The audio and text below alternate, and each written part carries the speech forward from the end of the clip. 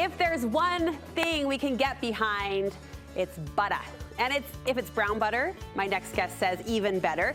Brown butter, in fact, is the star of this pasta. It's bold, rich, and perfect for a family patio picnic. Our friend Leigh Anne Wilkes is sharing the recipe. It's great to see you, sister. That is to be here. I made the mistake of saying to Leigh Anne during the commercial break, is brown butter really all it's cracked up to be? And you had a strong answer for me. Yes. You say this unequivocally, yes. It's just, yes. I'm trying to get the stove turned on. Yeah, good luck with that. Good luck. You go. say this is one of your favorite make-ahead meals. It is, because it is so easy. I originally had this, it was a restaurant in Portland where we lived, and it was on their menu, and every time I went, I got it. And then once I went, and it wasn't on the menu anymore. I hate that. So I had to go home and figure out how to make it, because it's so amazing. So the thing I love about it is you can prep it all the morning of or the night before, and then literally it takes 5 minutes to cook dinner. Now, if you don't have time to prep, you can have dinner ready in under 30, even if you're doing everything right before. But you've done the prep here in the studio, yeah. And so I love to pre-cook my pasta, because usually that's what takes the longest, is waiting for the water to boil, then cooking the pasta. And so I cook it ahead of time, drain it, put a little olive oil on it to keep it from sticking together, stick it in the fridge. Smart. How long can it keep? A couple days. Okay. Yeah.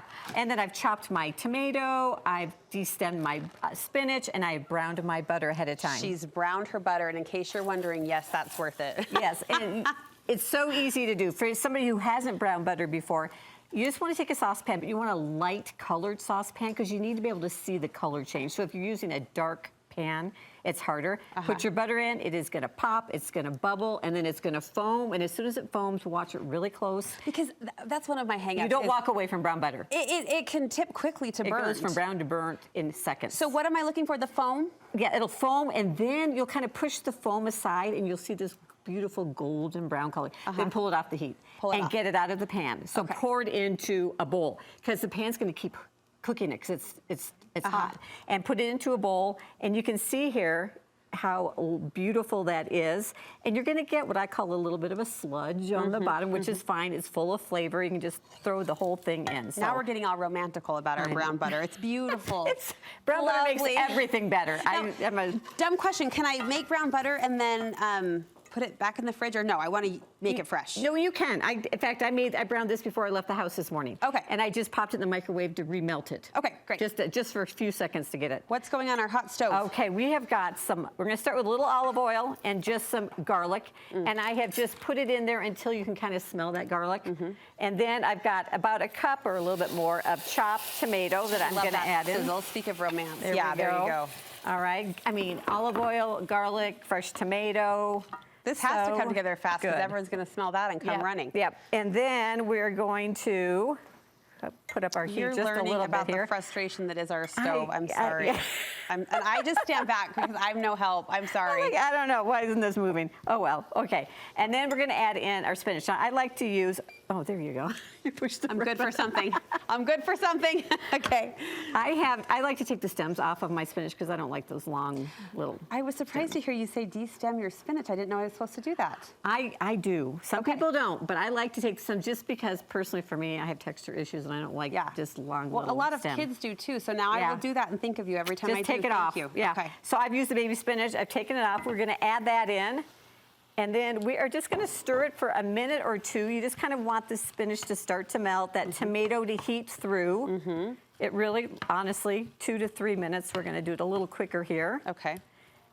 And then... Which we can do, because somebody boosted your heat. There we go. I mean, I don't want to ask for extra points, but that felt like a successful moment in my day. Yes. And then we're just going to take that pasta that we have pre-cooked. Yes. Add it in. And this is about 8 ounces, which is about enough for 4 people. Flip it out over there. And then we're going to take our brown butter. It goes on top. And you just pour. This is the sauce. This is there's no red sauce, no white sauce. This is your sauce to your pasta. It's the star of the show. It is. Just get all of that goodness, even the kind of the thicker stuff on the bottom. I am really excited to try this recipe. The brown, like I said, it's so simple. You could actually add in, if you want a protein, this is a great, if you're looking for a meatless dish, it's always good to have a few of those in your repertoire. Yeah. And this is a great one. If you want to add some protein into it, some leftover chicken, rotisserie chicken, even some shrimp would be yummy in this. Yeah, some whatever you've got. What did the restaurant serve with it? Nothing. No, there was no meat in it. They did meatless. No, okay. it was meatless. Yeah.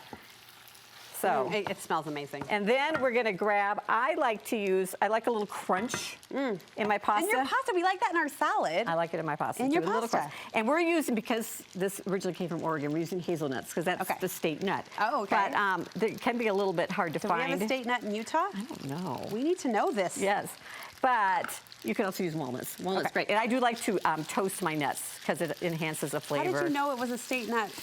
Because I lived in Oregon for 40 years. And you just came to know and that? It's just, yeah, there's lots of hazelnuts orchards. Hazelnuts are delicious. We're going to get the Studio 5 researchers on that. Yeah. What is our Find out what the Utah state nut is. But okay, hazelnuts for today. And then we're going to top it off. I've grated just some Parmesan cheese. Okay, we could probably, let's turn that heat off.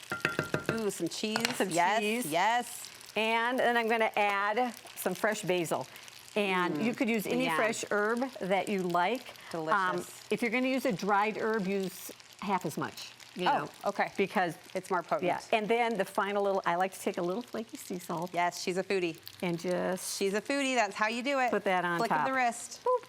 Nice. Ready to go. I cannot wait to try this. It smells amazing. It does smell good. And we know how Leigh Anne feels about brown butter, so we are also on that party train. Thank you so much. Where can we get more recipes from you? Your Home-Based Mom is my blog, my Instagram, and my YouTube. It should be bookmarked. Your Home-Based Mom. I use her recipes all the time, so thank you so much. Thanks, Brooke.